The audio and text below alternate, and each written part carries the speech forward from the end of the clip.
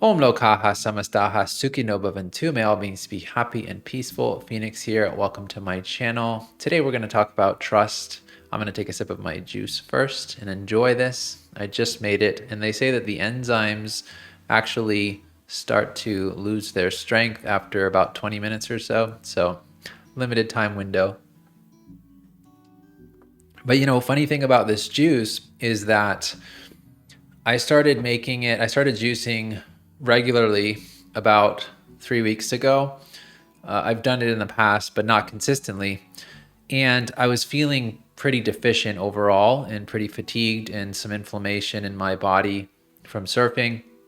And a lot of my friends, they're really into the getting injected with nutrients, the Myers cocktail, among others. And I thought, it seems to make a little bit more sense for me to actually take them in their most natural form.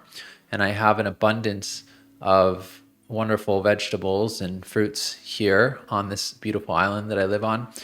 And so this is just one example of me really tuning in and trusting myself. And I can say that there was a time when I had a really hard time trusting myself. And that's actually the reason that I started a YouTube channel. That's the reason that I started trading, because they required that I have a certain level of confidence and trust in myself to be able to execute and to achieve success. And so it's been a process for me, but this is something that I've come up against again and again with both myself and seen it in others. For instance, I used to date a woman who could not make a decision to save her life. Even if it was just whether she was going to stay over for dinner, she couldn't decide. She actually preferred that someone else decide for her. And I don't know if you've ever found yourself in this sort of situation before, but it's extremely uncomfortable for both parties.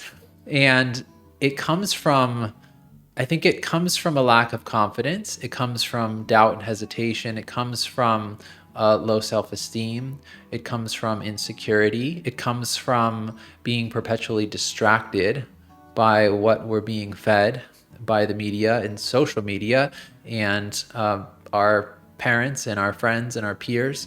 And there being this barrage of stimulation and not really tuning in and understanding what those inner voices are wanting to say. So on the one hand, you have many people out there who have a hard time making decisions, period.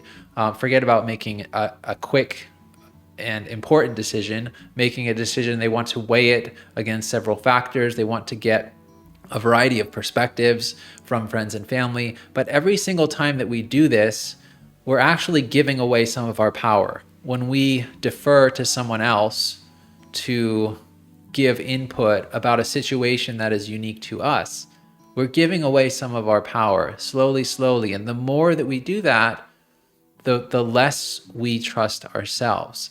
And other people, they have the opposite problem. They quickly will make decisions, but then they will flip-flop back and forth.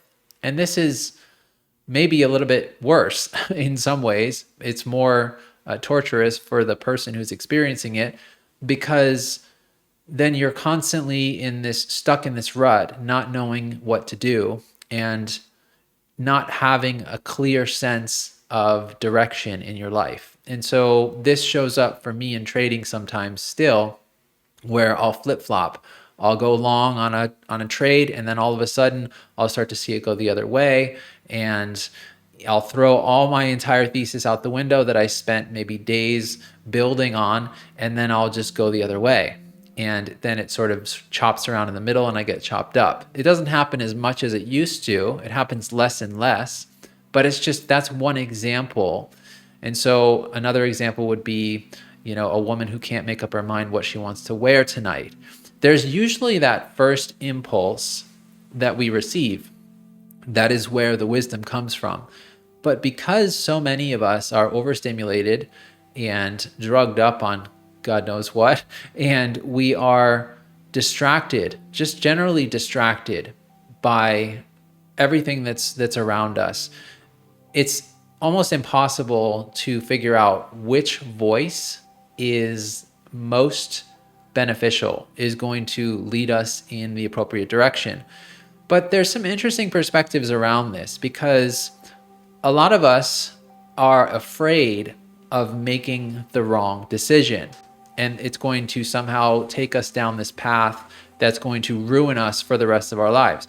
But the universe doesn't think in terms of absolutes, okay? There is no ultimatum here. If we make one decision, it has to ultimately be the right decision from an existential viewpoint, because the universe is always progressing us along the path, helping us to evolve into better humans and helping our consciousness to expand. And so this perspective that I can't really make a wrong decision. There's going to be consequences for every decision that I make, of course. And I want to be as ethical as possible. I want to really think about the important decisions and not be impulsive and not be too hasty. But I also, if I'm coming from that place of authenticity and really tuning in and listening to myself, then I can't really go wrong. So this is a unique way of viewing it that helps oftentimes when it comes to making decisions. So as a trader, I have to make decisions on a daily basis, whether I'm going to take the trade, how much I'm going to put into the trade, where my stop loss is going to be, where I'm wrong, where I'm going to exit the trade, how much leverage I'm going to use. That's a lot of decisions. And it was really hard at first because you're trying to balance so many different things. And then you start to listen to other traders and you start to hear their perspectives. But ultimately, you can study everything that's out there, but it comes from experience, it comes from practice, and it comes from this inner knowing and this calm that comes over you, where you feel that voice very clearly. And you will find, for those of you that do trade or whatever it is that you do, you will find that your most successful trades or ventures were those that you felt a certain lucidity, as if it's like the lake when there's no ripples on the lake, and you can absolutely see to the bottom, and you could see the color and you could see the depth. And that's how it is. That's the place where we should be acting from. In order to get there, however, we need to actively spend time alone, listening to ourselves. And even if it's impossible, physically impossible for you to be alone, maybe you're in a busy city, okay, spending time in your room by yourself, or in the bathroom even, taking a sacred pause and really taking some deep breaths and tuning in to what is wanting to come through and asking the right questions and understanding that we are all connected to an infinite intelligence. And this infinite intelligence is what created us. It's what flows through us, every cell of our body. And so we have immediate access to it. It's not something that we have to go and search after outside of us. We come prepackaged with this intelligence. And the more we learn to trust that, you don't even need to trust yourself to start. Trust the infinite intelligence that is fueling you, that is feeding your mind these thoughts that are coming through, and begin to ask that intelligence for assistance. Begin to ask it for clarity. Begin to ask it for the resolve to be able to make the decisions as they are necessary. This is a process. It is a lifelong process. But think about how much easier it makes our lives. Think about how much easier it makes my life to not have to go to the doctor, because this is my daily medicine. It takes me about 15 minutes to make this, and it's a commitment for sure, but this came about through an inner knowing, listening to my body, listening to what it needed, and seeing what is available around me, and being resourceful. This is part of the process. And you make small changes like this each and every day, and suddenly you're living a life completely on your own terms. And it's not that you're not taking advice from other people that you can trust, people that actually have some wisdom to share with you. It's not that you don't hear other people's perspectives, For instance, I will listen to other traders just to hear where they're at, but I don't give them I don't give them all of the power. I don't let them sway me. If I'm convinced, if I feel strongly that the market's going to move in a different direction, then I trust that. If I have hard evidence that I've compiled, and maybe I'm going to be wrong, and that's part of my learning process, but I don't ever assume that anyone else is going to be right 100% of the time, and therefore I don't over rely on anyone or anything else. And ultimately, we have to learn to rely on ourselves. You have to trust yourself. Am I right? Am I with the right woman or the right man? You know from the very beginning, is this a relationship that I should pursue? You know, if there's red flags, there's a higher part of you that always knows. So something else that I think is incredibly important when it comes to developing the relationship with yourself and establishing trust is deliberately putting yourself in situations where you need to make split-second decisions. And this can be very scary at first. I started surfing for that very reason because I saw how there was a precision to it as far as where you put yourself, how you position yourself in the water to get on the waves at the exact time so that you can catch that wave while it's still green, so to speak, before it's broken, and you can ride it and then get off the wave at the right time. And this is a practice, it's an art, and you're not going to get it just watching other people do it. You might get a sense of it. You might get an idea, okay, well, this is a good place to maybe sit and wait for the waves, but the ocean is constantly, it's dynamic, right? It's always shifting, it's always changing. And so you could think of any activity that could help in this way, like a certain style of dance or a certain, maybe running a triathlon or something like that.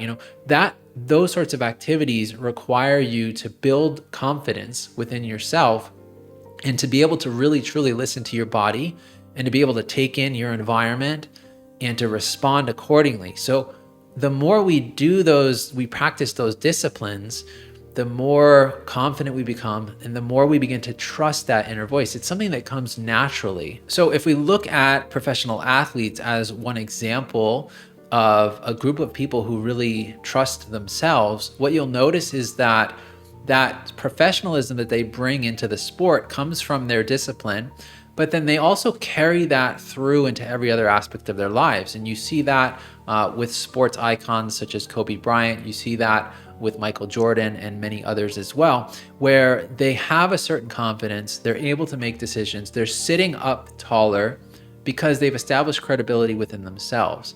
And so you don't need to be an athlete. You could, of course, be a musician, you could be a mechanic, you could be a painter, you could be a writer, but the commitment to that craft is what's important, and the practice of that. And then you start to build trust within yourself, because the more time you spend in alone working on yourself, the more the mind gets focused and the more the spirit can speak and work through you. And that is the key to trusting ourselves. So along with that, having faith that the universe is always, always moving us onward and upward, pushing us, gently nudging us forward on the path. And even though it may seem like we have various detours and challenges along the way, the detours are actually pointing the way forward. They're bringing us to a greater realization.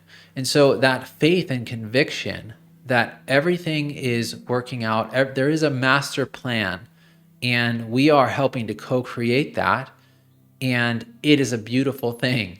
And this is really what it comes down to. And the more you trust in this, the more you begin to trust yourself.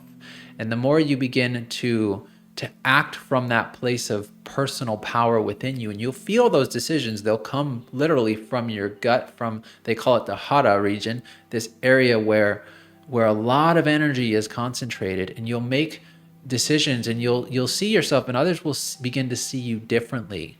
So to summarize, the most important thing is that we trust the infinite intelligence within us, and that we trust that we always have access to this intelligence, and that it can help us to make the right decisions. That's the most important thing.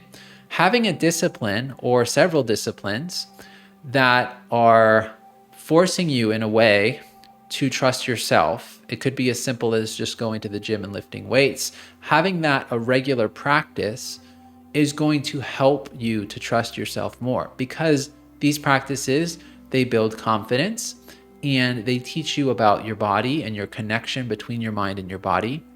And this ultimately is a gateway toward the spirit. And then finally, always believe, and of course I can't force you to believe this, but have faith that the universe is doing everything that it can for you. It's not against you. The universe is not against you. If you see the world as being against you, then that's how it will be. The world, the universe, all humans are inherently good. Everything is trying to push us forward on the path of evolution. Our consciousness is constantly blossoming. So I hope that you found this video inspirational.